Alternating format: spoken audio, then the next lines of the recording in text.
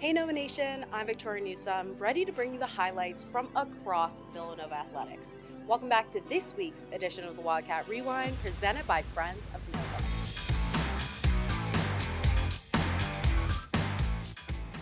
On Saturday, men's lacrosse didn't just weather the storm, they owned it. The Cats clawed their way out of a 10-9 overtime win against number 20 Denver. They battled through a 99-minute lightning delay, a hostile road crowd, and a last-minute equalizer that could have stripped the momentum right out of them. But Colin Michener had other plans. He ended the game with his fifth goal of the night just 70 seconds into overtime, threw off his helmet, and hit the sleep celly. Sweet dreams, Denver.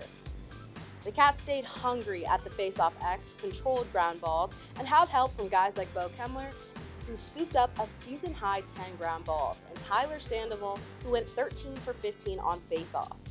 It was the kind of gritty, resilient win that proves this team is built for big moments. And Colin joins us right now. Congrats on the win. I mean, amazing shot in overtime. You hit us with the sleeper. And just can you walk through that exact moment and the immediate reactions after? Yeah, well, I got a favorable matchup with a short stick on the wing. My teammates trusted me to go to the goal and score the winning goal, and it was just such a rush of emotions once it went in. Running to the fans who traveled all the way out to Denver, weathered a lightning delay. Yeah, it was just a great feeling all around, and such a nice win. It was such a chaotic night. How did you keep the resilience throughout the game? Just staying locked in mentally, just avoiding distractions, and I think our captains do such a good job of ingraining that in our minds, just staying away from the phones and distractions and what people are saying online and stuff like that. Just focus on the game, focus on yourself. Flush it all out. And turning to your next focus, you faced Providence on Saturday. Can you explain maybe some things you want to improve on in this game and to keep the energy rolling? I think our offense has improved the last couple weeks, dramatically. We've just been way more confident, way more just trusting ourselves, trusting each other, trusting preparation. And I think we're just going to keep it going. I don't think we really need to improve a lot. Just keep what we have going for the future. What excites you most about this team, the vibe? What gets you hyped up?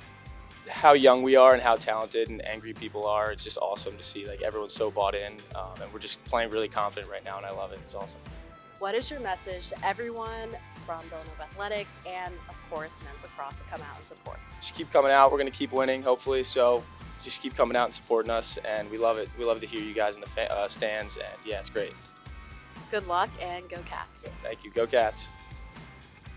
Villanova women's lacrosse put on a clinic Saturday afternoon, taking down Butler 18-6 to improve to 8-3 on the season and 2-0 in Big East play. The Wildcats wasted no time setting the tone, jumping out to a 6-1 lead after the first quarter. With 11 different players finding the back of the net, this was a full team takeover. Sammy Carey was everywhere, leading the way with 7 points, while Emma Verhos owned the draw circle with 12 controls. To make the win even sweeter, the Cats got to celebrate 12 seniors in style, capping off their day with a statement victory. Next up, they head to D.C. for a Wednesday showdown with conference rival Georgetown at 4 p.m., looking to keep their conference streak alive.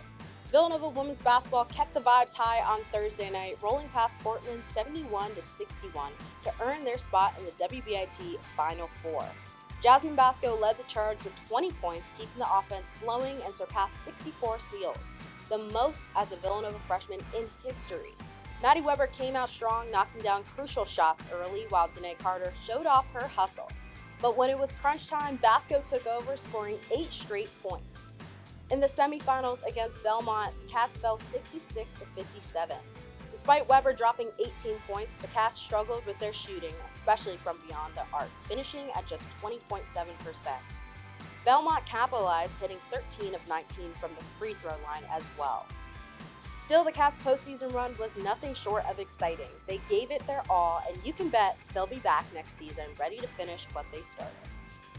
Outdoor season is among us, and it was an unforgettable weekend for track and field teams at the Rally Relays. Liam Murphy and Marco Langan kicked things into high gear with a historic showdown at the 1,500 meters. Murphy ran a stunning time of 3 minutes and 33.02 seconds, while Langan was right behind him, finishing in 3 minutes and 33.38 seconds, making it the top 2 times in NCAA history. They outsprinted Gary Martin from Virginia in the final dash that had everyone on the edge of their seats. With those times, both runners shattered the previous NCAA record of 3 minutes and 33.74 seconds, and Liam Murphy now holds 7 school records. Softball battled through a tough weekend series at Seton Hall, dropping 2 close matchups, but owning an exciting win in between. The Cats fell 3-2 in Friday's opener, and Sunday's finale saw Villanova struggle offensively in a 4-1 loss, unable to capitalize on scoring opportunities. But on Saturday, there was an offensive explosion where the Cats erupted for an 8-run fourth inning to secure a 9-4 victory and even the series. The win was powered by Miranda Runco's game-breaking grand slam, along with 3 hit performances from Ava Franz and Ava Mankin. Lexi Coburn has 6 scoreless innings in relief, working around 7 hits to lock down the dub. With conference play on pause next week, Villanova hosts Penn on Wednesday before heading to Boston for matchups against Boston College and Army. Villanova baseball put together a fun week, highlighted by an explosive offensive performance and solid pitching.